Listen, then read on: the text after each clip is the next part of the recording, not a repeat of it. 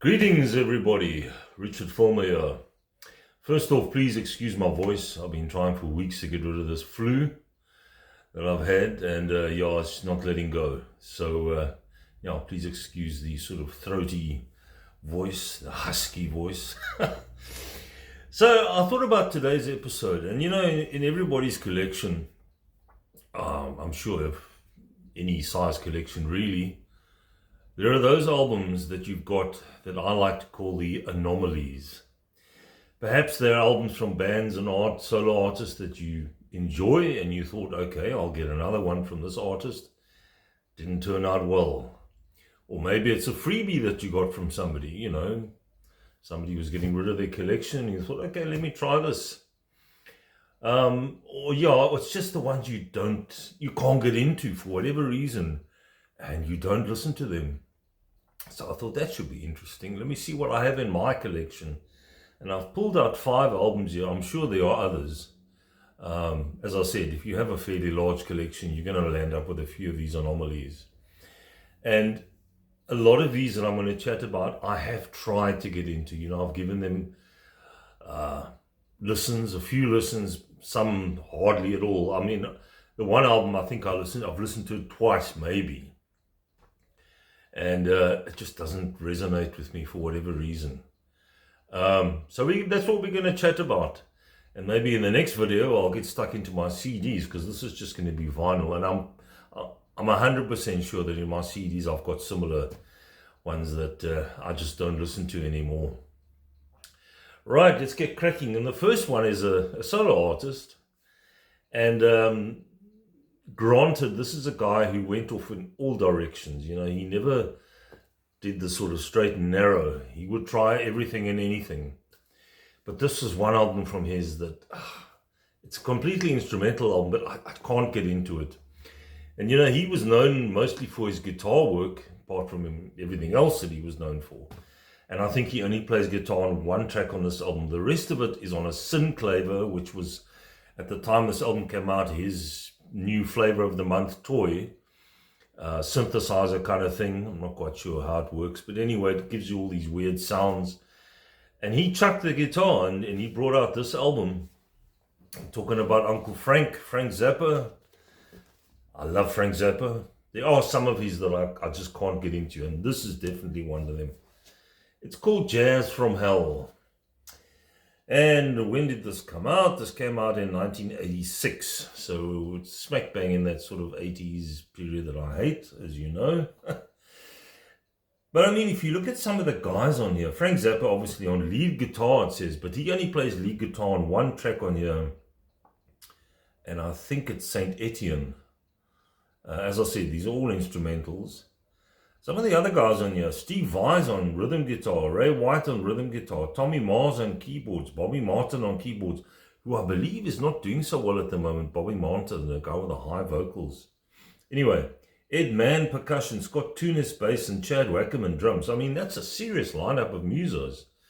But this just does nothing for me, man. I don't know if it's the production. It's so bright and in your face and plinky plonky and... yeah, I don't know. I've tried with this album. I mean, honestly, I can rattle off the names of the songs here, but I don't remember any of these really. Night School, The Beltway Bandits, While You Were Art 2. And then there's the title track, that's on side 1. There's 18 minutes long, side 1. Then you get G-Spot Tornado, Damp Ankles. Frank. Saint Etienne, the one I mentioned where he does play some guitar, I think. And Massage Galore, I presume. And that was 16 minutes long. So, yeah. All I remember was listening to this and thinking, no, this is not for me. I mean, and I only grabbed this because I was a Frank Zappa fan. And, you're a completist and you want to get everything by an artist. But honestly, I think I've played this twice, if that. And like I mentioned, there's some great people on here. I mean, produced and arranged by Frank Zappa. Computer assistant, maybe that should have been a bit of a giveaway. But Jazz from Hell. Title is right. I mean, this is music from hell for me. Please let me know down in the comments if you have this in your collection and if you like it. I mean, it might do something for you. Does nothing for me. Yeah, please let me know. And if you haven't heard it yet, give it a bash. You never know. You might enjoy it, whereas I didn't. That's the first one, Frank Zappa's Jazz from Hell. The next one, from a band that I really enjoy. I've got a fair amount of this stuff. And I saw this and I thought, okay, I must grab this. Talking about the Allman Brothers Band. Win, Lose or Draw is the album. Not the world's best cover either. I've got to say, that's supposed to be a, I don't know, that's supposed to be a bar somewhere. There's the rest of the bar. Win, Lose or Draw. I'm trying to see when this came out. And there's the inside. There's a card table with some chips and what have you. This came out in 1975, so this wasn't their best period. I think they were still trying to pick up the pieces from the loss of Dwayne and Berry Oakley. So who was in the band here? Greg Allman, lead vocals, organ, clavinet and acoustic guitar. Richard Betts, otherwise known as Dickie Betts, lead guitar, slide guitar, lead vocals and acoustic guitar. Chuck Lovell, piano, electric piano, Moog synthesizer, clavinet and background vocals. Lamar Williams on electric bass and J-Mo drums and percussion. And then of course Butch Trucks on drums and congas, percussion and timpani. So what you'll notice here is, Allman Brothers are famous for their dual guitars. Only one guitarist on here, and that's Dickie Betts. I mean, he's no slouch. But you kind of miss that dual guitar thing on this album.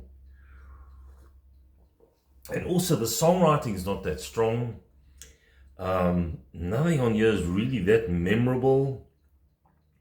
On the Capricorns record label, I think, who else was on that label? Captain Beyond, I think, apart from others. Nothing else to show you inside. This is the second hand. I picked this up at a vinyl fair. So I also picked this up thinking, okay, it's the Allman Brothers. How bad can it be? I really reached for this one. Didn't do much for them, obviously. There are some additional musos here. Johnny Sandler on acoustic guitar and percussion, and Bill Stewart on percussion. I have no idea who they are. And yeah, pretty boring cover as well. That doesn't do much for me. It's okay. I mean, some of the tracks on here, the best, I think, is High Falls, the second track. Can't Lose What You Never Had, Just Another Love Song, Louise and Lou, and the three-chord Monty John. Nevertheless, it's not Allman Brothers at their peak, let's put it that way. Win, Lose or Draw from Allman Brothers, another one of my anomalies. Right, moving on. And this is a band that I often see at the vinyl fairs, and I think it's probably because people have bought it and thought, no, I'm selling this. And I don't think these guys have done anything else. I think they're from the Ukraine, if I'm not mistaken, two of them anyway. The band is called Ananta. Is that how you say it? Let me just see if I can get it. Yeah, Ananta. And it's Night and Daydream is the name of the album. That rather strange cover. I'm not too sure. There's a dog and a little kid in a sailor's outfit. There's a thunderstorm happening at the back, and there's a girl with another dog. What is the music like? Well, to me, it's prog light. It's supposed to be prog. I see it's written up as prog on Wikipedia. Not that you can always go by what they say, but it's not prog as in Yes or King Crimson. That's definitely not the case. I think the two main guys are Mark Francis, lead guitar, and Patrick Bernard. I might be wrong. There's George Spiteri on bass guitar, Charles Spiteri on percussion. Maybe they're the two well-known guys. Dave Early drums. I don't know any of these other people. They say here, for the inspiration and help with our worldwide projects, special thanks to Carlos Santana, Bob Dylan, George Harrison, Neil Diamond, Stevie Wonder, and Bob Marley. So if you go by that list, you're thinking this must be quite accessible, but this ain't. I mean, it's very iffy. It's not, nothing grabs you in this album. It's kind of wishy-washy. I'm coming up with all these descriptions, putting everybody off. But I don't know, if you have this in your collection, let me know. And what do you think of it? I don't even know if these guys have done anything else. This came out in 1978. Yeah. I don't think I've listened to this more than once. And I see it's got written at the back here, special promotional copy. So, yeah, maybe that's as far as it got. It probably landed up in bargain bins everywhere. You know, sometimes you take a chance. I forget how much. I don't think I even paid for. I think this was a freebie from somebody. There was a lady who used to live across the road from me, sadly passed away, and she had a fairly big record collection. And she gave me her collection shortly before she passed away. And I think this was one of them. And yeah, as much as I'd love to get into it, it doesn't do anything for me. There's nothing else that I can tell you about this, really. But anyway, there we go. Ananta, Night and Daydream. Strange stuff. Here's a band that I had previously got the live album, and I got, I think, Ma on CD. And I'm still looking for Get Ready. You might be realizing I'm talking about the band Rare Earth and an album called Grand Slam. What I didn't, I just grabbed this thinking Rare Earth, it must be as good as the others.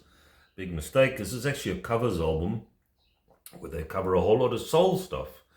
Now, in their music, there is a lot of soul vibes. If you listen to Rare Earth, there's a lot of that going on. But this is just covers.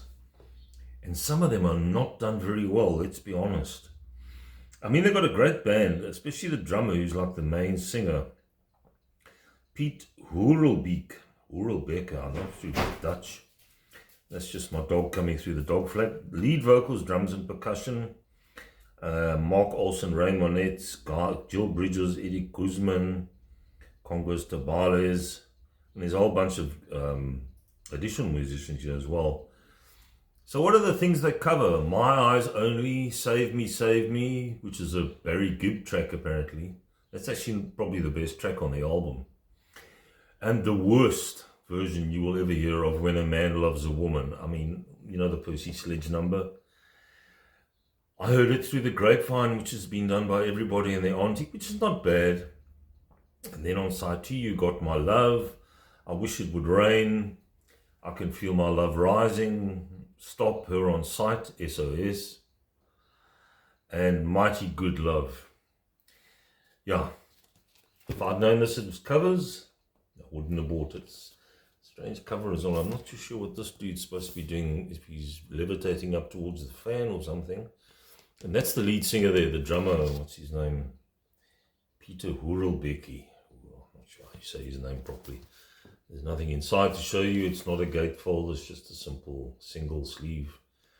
Yeah, Rare Earth. For me, not one of their best albums. And I think I may have played this twice. If that. Last one of my anomalies for today before I leave you guys. Scratching your heads. Why has he got those albums? Here's a band that I love. Got a lot of their stuff.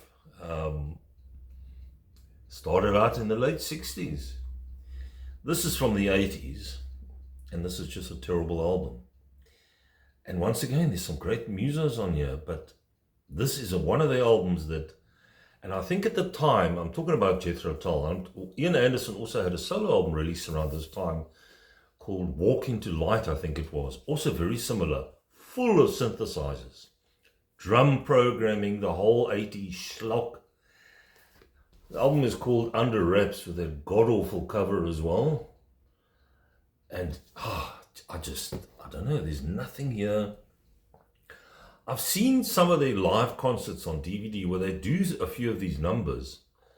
And possibly live, some of the tracks are better. I mean, in the band, you've got Ian Anderson, vocals, flute, acoustic guitar, and drums. That's drum programming. So they don't actually have a drummer on here. I think the American drummer Don Perry did join them for this tour, but he's not on the album. So it's all drum programming, which I hate. Martin Barr on electric guitars. David Pegg, electric and acoustic basses. David Pegg, of course, was with Fairport Convention, and he was with Tull for a number of years. He must have hated this because he grew up in the folk scene. Or the folk scene was more his bag. And then finally, Peter Vitesi, keyboards and percussion. And trust me, there are lots of keyboards on here. Synthesizers. This came out in 84 on the Chrysalis record label. Of course, Chrysalis was the label they were on for some time.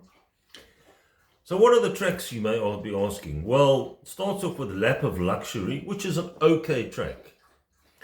Under Wraps, the title track's okay. And from there, to me, it just goes south. European Legacy, later that same evening, Saboteur and Radio Free Moscow. What I can tell you about those tracks is not much, because I think like another one of these I've listened to maybe twice. Side 2 is no better. Nobody's Car, Heat, Under Wraps 2, which is not that great. Paparazzi, which is terrible. And Apogee, or Apology, I presume it's supposed to be. Yeah, like I said, Lap of Luxury and Under Wraps, I've seen live versions of those 2 tracks. Not too shabby. And at least there, Martin Barr lets rip, in the live setting. But here, it's just washes of synths and horrible drum programming sounds. Yeah, I mean, if you have to listen to this, and then you listen to something like Benefit, or even some of their other 80s albums, like Broadsword and the Beast, or Rock Island, way better than this. To me, personally, and I mean, you guys might have a different point of view, please let me know in the comments. This is a big misstep for Jethro Tull. Maybe it was the times, they were going along with the flavors of the month, the sort of synths thing. If there's anything else I can show you. It's just the lyrics. Lyrics by Ian Anderson, obviously most of it. And Peter Vattesi did a lot of the music, so that's a lot of the synth stuff going on there. Cover concept, Ian Anderson. Well, geez, Ian, if that's the best you can come up with, pal. Doesn't do much for me. But anyway, maybe the budget didn't stretch too much in that time. So that's the last one of my anomalies. Jethro Tull's Under Wraps, and that's where you should stay, Under Wraps. Not put onto my turntable at all. There we go, guys. I've managed to get through a video without having a coughing fit, which is quite something. In fact, I did try and do this video before, and it was just not going to happen. I was just spluttering and, at death's door kind of thing. So there we go. My Anomalies, episode 1. Next time around, I'm going to dive into my CD collection and see what I can find. I know there'll be stuff. I'm pretty sure there will be. But it's what you do when you collect them. But even though I have these and I don't listen to them, I'm loath to get rid of them, because you want to hang on to stuff. You never know, maybe one day you'll like it. I'm the eternal optimist. That's it, guys. Take it easy. Enjoy the rest of the week. And look after yourselves. If you haven't done it below, please subscribe to the channel. It really helps out. And any suggestions, any tips, or what you'd like to see on the channel, if you enjoy any of the albums I've just spoken about, let me know in the comments. Give me a thumbs up if you enjoy the video. And have a great week. I'll catch you all soon. Bye-bye.